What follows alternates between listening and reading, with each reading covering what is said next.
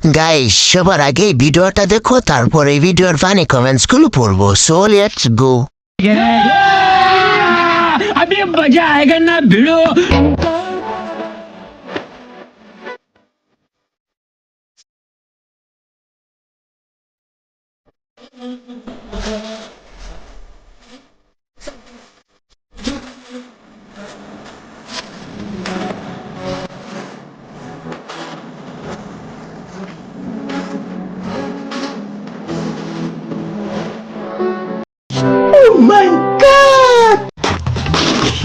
तो चलिए शुरू करते हैं। এই গাড়ির তো ড্রাইভার নাই, তাই এই গাড়িরই অবস্থা।